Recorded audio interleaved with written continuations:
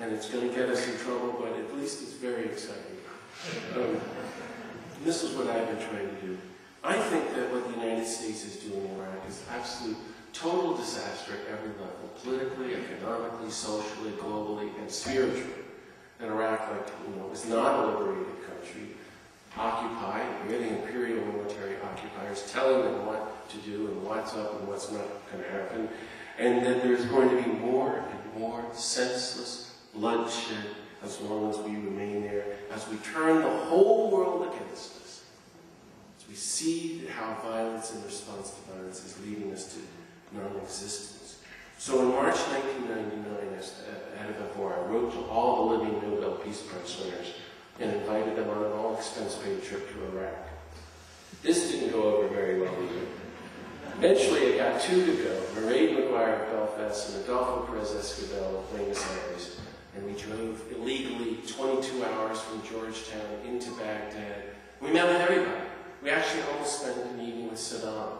We talk about testing your nonviolence. We had 3 hours with Tariq Aziz, all the NGO officials, all the UN officials, the papal nuncio, the leading imams. We literally met 10 or 15,000 people, because we were the highest level delegation to go around. Went into the hospitals and saw the dying children, the results of 10 years of economic sanctions, which killed 500,000 kids because they're just drinking the sewage, because we just destroyed the country and destroyed the infrastructure of Iraq like we planned.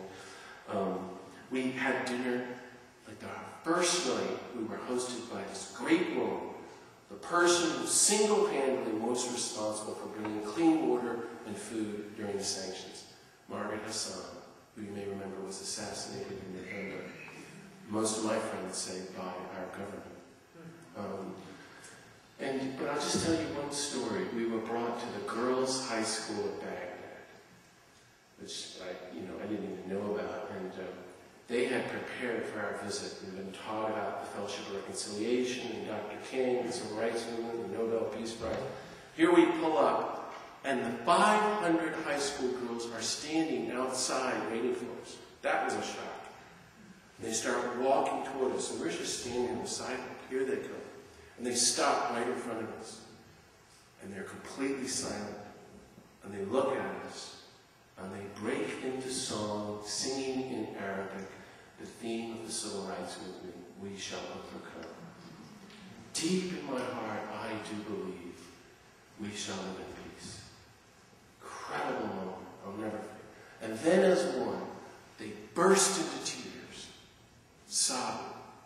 And then they charged us. And they got like 100 of these sobbing Baghdad Iraqi girls around me, and they're going, "Why are you trying to kill us? What have we done to you? We want to be friends with the kids in America." I had many, many moments like that, and the Nobel laureate said it was the hardest, they did everywhere, it was the hardest trip of their lives. And they said at this huge press conference at the end, this is outright genocide what the United States is doing. Now, so I submit with you that the massacre of 100,000 Iraqis and 500,000 kids and all from sanctions and our imperial occupation has nothing to do with September 11th, or stopping weapons of mass destruction, or democracy, or disarmament, or like we really care about the Kurds or the Iraqi people, or even Saddam Hussein for that matter. If we cared about democracy, really, you go to the Iraqi people, like we did, and you say, "How can we help you have democracy?" We said that to 10,000 people, and they said, "Don't kill us. Give us food and medicine," because we cut off the world's food and medicine. And then fund nonviolent democratic movements. And wherever the United States government has done that around the world, it's worked, actually. We only know military responses, and that never works to breed true democracy. If we really cared about disarmament and the fact that maybe, possibly, in 1994, Saddam had one part of a small part of a nuclear weapon, if we really cared, like, nobody should have weapons of mass destruction, because we think they're harm, we would begin by getting rid of our 20,000 weapons of mass destruction. Didn't somebody say something before? You can take the splinter out of their eye take the 2x4 out of your head. I thought that was a pretty funny line. So we, in our demonstration in New Mexico last year, near Los Alamos, we said, I said at the stage, Mr. Bush, I hear you're looking for weapons of mass destruction. You didn't find any in Iraq. We found them. They're all right over there in Los Alamos. There's 10,000 of them. This didn't go over very well either.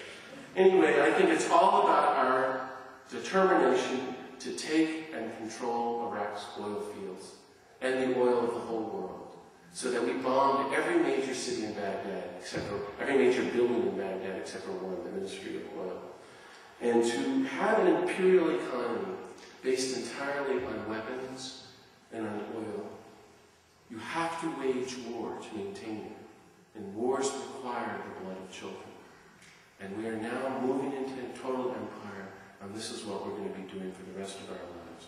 Saying no to imperial corporate greed that is sowing the seeds of catastrophe, end the occupation, bring our troops home now, end all U.S. military aid throughout the Middle East, and pursue nonviolent solutions. And as to these crises, and I look at the world history, the history of empires, I see that sooner or later all empires fall. And we're also seeing signs of the fall of our own empire within our inner cities in our country. And our job, I think, because the fall of an empire is disastrous, our job is to help make it less catastrophic, to make the fall happen non-violently, so that less poor people around the world get killed. That's kind of the way I'm looking at the rest of my life.